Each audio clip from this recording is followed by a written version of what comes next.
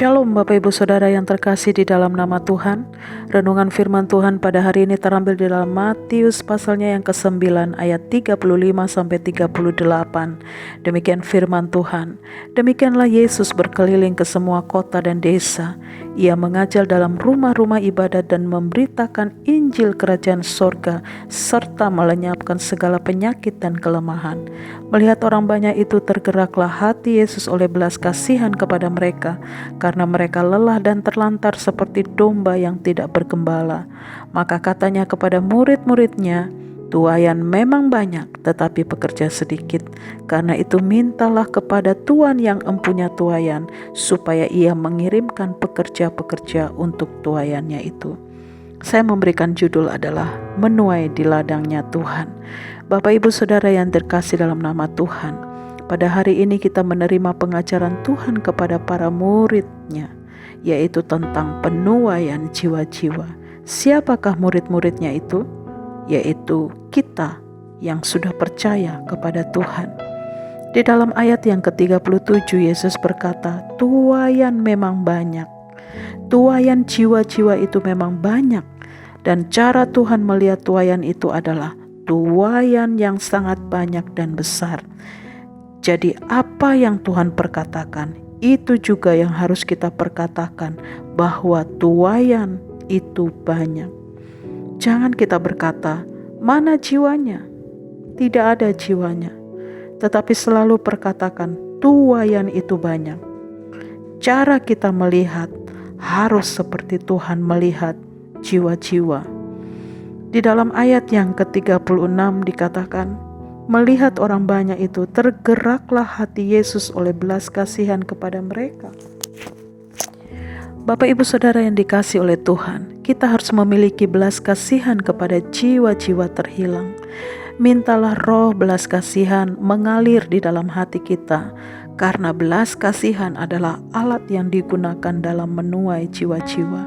Tanpa belas kasihan kita tidak bisa melihat dan menjangkau jiwa-jiwa terhilang.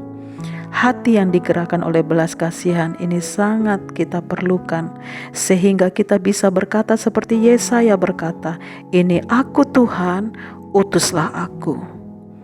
Pada hari ini ada 3 kebenaran penting yang harus kita lakukan di dalam penuaian jiwa-jiwa. Yang pertama adalah beritakanlah firman Tuhan. Ini yang dilakukan oleh Yesus. Yesus berkeliling ke semua kota dan desa untuk memberitakan Injil kerajaan sorga. Kita harus berani bersaksi menyatakan Yesus adalah Tuhan ke setiap orang yang kita temui. Pertanyaan pada pagi hari ini, masih adakah semangat untuk kita bersaksi tentang pribadi Yesus di tempat di mana kita berada? Apalagi dalam situasi pandemi yang panjang seperti ini waktunya bagi kita menuai di ladang Tuhan.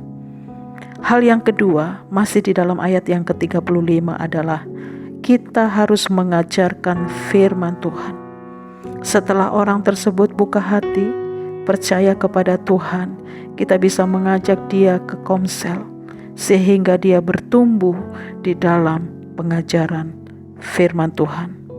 Yang ketiga adalah lakukan doa kesembuhan. Ada banyak orang yang mengalami sakit, penyakit, dan kelemahan. Yesus melihat bahwa mereka seperti domba yang tidak bergembala, lelah dan terlantar. Janji firman Tuhan buat setiap kita yang melayani di ladang Tuhan adalah mereka akan meletakkan tangan di atas orang sakit dan orang itu akan sembuh.